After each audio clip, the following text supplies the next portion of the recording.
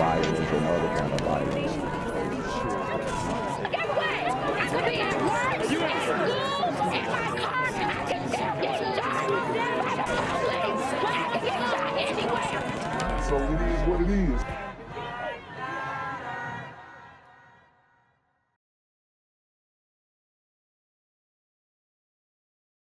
What's good, YouTube? It's a Black Gen Z Mindset. Make sure you go ahead and like, comment, share, subscribe, and let's get into the video. New information tonight about a party for teens in Fairfield that left a 15-year-old shot to death. Parent organizers are speaking publicly for the first time today, defending the event and how they planned it. But the victim's family says organizers should have done more to protect the children attending. Frank Recchia has more from both sides. I heard two loud, like just bang, bang. 19-year-old Jonathan Benoit lives right next door to Calvin United Church of Christ, where this party for a 16-year-old girl was taking place Saturday night.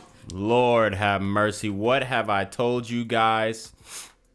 What have I told you guys about attending these super gremlin parties, these super gremlin events, kickbacks, whatever you want to call it? Very dangerous. Okay, it's just too many at one time.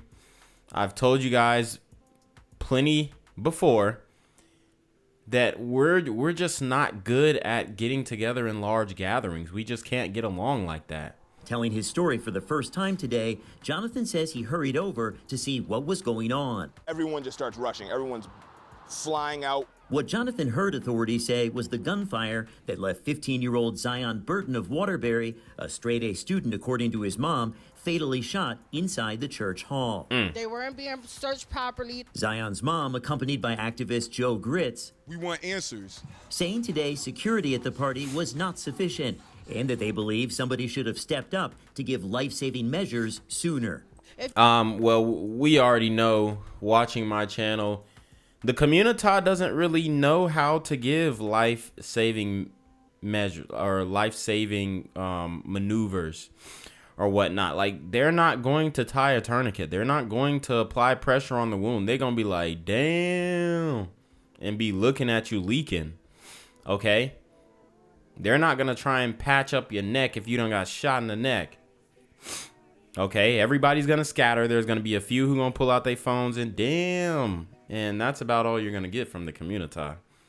Oh, and you also won't receive justice because of the no snitching law. So If you decide to have a teen party and you know that it started getting a little over capacity and it started getting out of control, you should have called for more help. I mean, good luck with that. The thing is, these events oftentimes are not sanctioned, not permitted, just like we saw the Coachella Juneteenth celebration that got shot up in DC. No permits, no authorization in throwing these events, throwing these parties, and it always ends in somebody getting killed. But these parents, who say they helped to organize and chaperone the event, telling a very different story today. We made sure that they didn't bring anything illegal in. They spent this morning cleaning the hall up and asked not to be identified. They say they believe the gunman bypassed their security, which included professional security guards. I noticed that I seen 3 boys climbing in through the window. They were doing a ladder. The mom says at that point, they immediately began shutting the party down, but the gunfire erupted seconds later. Wow. So they're trying to CYA, which is cover their ass. And they're saying that they climbed in through a window with a ladder. Interesting. They say contrary to what Zion's mom claims, they did give Zion CPR until help arrived. It's not adding up. Despite strong disagreement about what happened, everyone sending Zion's mom their love and support.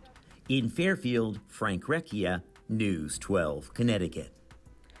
And the chaperones tell Frank any alcohol in the building belonged to the owners of the venue, and it was, they say, locked up during the party, out of reach from the teens. A GoFundMe page has been set up to help promote Zion's legacy, and we have more information on that for you at News 12. I mean, he ain't even lived but 15 years. What legacy could he have left? 12.com.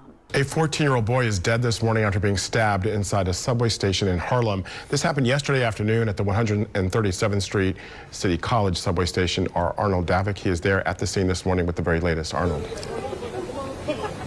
Yeah, Rocco, this is a real tragedy, that 14-year-old losing his life after being stabbed here at the 137th Street City College station along the one line here in Hamilton Heights. And this happening all in broad daylight. Police saying this happened around 3 p.m. Saturday. Officers were called to the area on reports of an argument that started on the street and continued down in the train station. When police arrived, they say they found that 14-year-old on the Uptown platform along. And this is wild because the subways are not safe. Subways are not safe. And incidents continue to happen. And people continue to ride. Now they're giving warning of a nuclear attack in New York. Telling people to take shelter. This is what you do if a nuclear attack occurs. Like, New York is falling apart. They're in shambles right now, and doesn't seem like Mayor Eric Adams is doing much to pick up the pieces. Along the one line, bleeding from his stomach area. Now, the teen, who has not yet been identified, we're told was taken to an area hospital where he was pronounced dead around 3:30. Now, police say they took someone into custody yesterday in connection with this incident. Investigators had put out an image of the people who were involved in this fight, and officers up near 173rd Street and Broadway saw an individual matching the description who was bleeding. That's when they took that person into custody. As of now, it's unclear how many. There goes the sister chief of police. Oh man, you can't make this stuff up. People were involved in this dispute, and if the person in custody is believed to be the person who landed the fatal blow. But we do know that this was not a random attack. Investigators say the 14-year-old victim knew whoever attacked him. Now, people in the area here near the station where this. And I told you guys, we live in an op culture. Okay? Everybody's got ops. From kids, starting at the age of 10. If you really want to be real. Once they get a smartphone, they're fabricating ops online. And then those online beefs end up escalating. All happened, say the death really is a tragic incident. It's sad. It's the norm. It's sad. It's just going around and nobody's doing nothing. You heard what this sister said. It's the norm.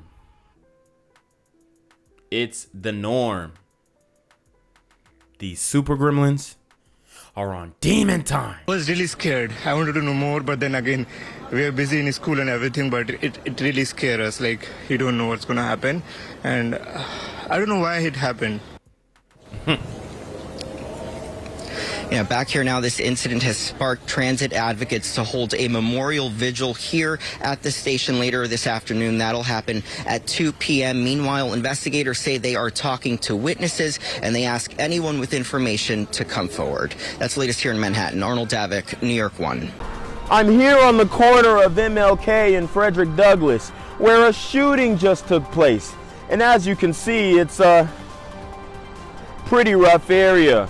So I'm basically risking my life reporting on this madness. So make sure you do me a favor and hit the subscribe button. Like the video, hell, share the video. And make sure you go ahead and leave a comment down in the comments section to continue the discussion on how we can find solutions to all this son violence in the streets. I'm Jenquavius Jackson, here live, reporting from Atlanta, Georgia, BGZM News 17. That random attack at Grand Central Terminal. The victim, recovering tonight, says he was physically attacked overnight after trying to step in to help a woman who was being verbally attacked. Here we go. Another white knight story. Like I said, black men, mind your damn business. These sisters are in love with the men that they are begging, demanding, pleading for protection from. Okay? They're in love with these men. I actually, and this is suitable because this term actually comes from New York.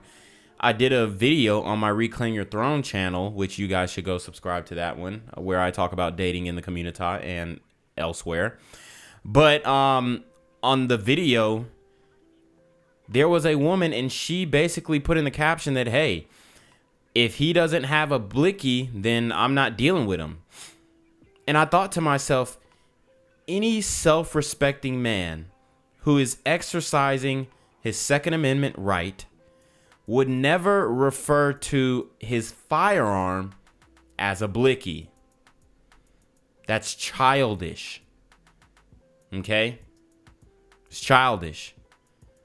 But these are the types of men that these women like. These are the types of men that these women respect. These are the types of men that these women give their bodies to, open their legs for. So y'all need to stop trying to, quote unquote, protect them, because they are in love with the men that they need protection from. Tonight, that Good Samaritan telling his story only to Eyewitness News reporter Josh Einiger. He has a shattered eye socket, a broken jaw, a giant gash in the back of his head. It's not a way to live. You know, I'm not liking the city, my city, you know, and I grew up here. I'm born and raised. And from his hospital bed tonight, Kenneth Haygood described the encounter he had early this morning while waiting for a 5 train home from work as he stood on the mezzanine at Grand Central. And then I see a woman over there, very attractive, standing by herself. Very attractive. So that's what drew him. He risked his life. He white knighted for this woman, and you know, pretty courageous thing to do, pretty chivalrous thing to do. But we are in a time where chivalry is dead and women killed it. Okay? And y'all are over here stepping into situations that you know nothing about. Stepping into situations that at the end of the day, that woman is going to go back with that man. Oh, yes. Oh, yes. As a matter of fact, it probably turned her on that you got beat up. And then all of a sudden, this guy appears, and he starts yelling in her face and waving his arms in her face. And I'm like, yo, like, what's going on? Is he getting ready to hit her or something? He says he walked down the stairs to the platform, put himself between the man and the woman, and called 911. It's like, where's he at? I said, he's coming at me right now. He's walking towards me with his, you know, intent. And they said, where's he at now? I said, he's right in front of me. Kenneth says he was speaking to dispatchers when the man attacked him. The next... Bruh. Put the phone down and put your dukes up. At that point, if you gonna step in, step all the way in. Ain't no stepping in and, oh, I'm gonna call the police. Nah. If you gonna call the police and watch from afar. If you gonna step in and stand the hell up and boss up on him and put hands and feet on him. Because if you're gonna distract yourself on the phone and all that type of stuff, bro, you finna get beat. Next thing he knew, he was in an ambulance. He has a cranial brain bleed, lacerations in his head, fractures all up and down his orbital bones. Hours later, his sister Mia got a call that Kenneth was at Bellevue after the man had knocked him down and kicked him repeatedly in the head. Cops quickly caught the assailant, who they say has multiple prior arrests, including at least one assault. The woman didn't stick around. My brother is a hero. I mean, he's paying for it right now, but I am very proud of the man that he was raised to be. And to me, it sounded like she said, I'm proud of the man that maybe a parent raised, but then it looks like she corrected herself and said, I'm proud of the man that he was raised to be. So I don't know if there's a weird family dynamic, but the way that she put that and paused, it kind of sounds like maybe they had a weird parental situation. But nevertheless, however you want to say, black men, mind your damn business. If you are a law-abiding citizen and you ain't with that hot stuff and you don't put your hands on women, that's all we can ask for. That's all we can ask for, honestly. Because you jumping into these situations and trying to white knight and trying to protect this woman who's just going to sleep with this man at the end of the day, it's not worth it. My brother is a hero. I mean, he's paying for it right now, but I am very proud of the man that he was raised to be, and the fact that he saw a woman in distress. Would you do it again? Hell yeah, I'd do it again. Hell yeah. My man is lost in the sauce, talking about some I'll do it again. Look, bruh. And then she'll go and bounce on his D again. And you'll probably, once you get out the hospital, you'll probably see that same woman with that same man who beat the hell out of you. Y'all just don't learn, bro. These simps is crazy, dog. These dudes is crazy, man. And you know, a part of me, the gentlemanly part of me, the chivalrous part of me, right? The feminist in me wants to say, you go, man. You protect that woman. And then the other half of my feminist brain says, why did you intervene? A woman can protect herself. Women are strong and independent, and they don't need a man to step in and help them and protect them and intervene when they're in a situation that is verbally or physically abusive. So why did you step in? Okay. Is it because, you know, your toxic masculinity was leaking out of you? Right? So there's two ways you could spin it. But at the end of the day, I can guarantee you she is probably topping that man up who beat your behind. She's probably topping him up. It probably turned her on that she beat you.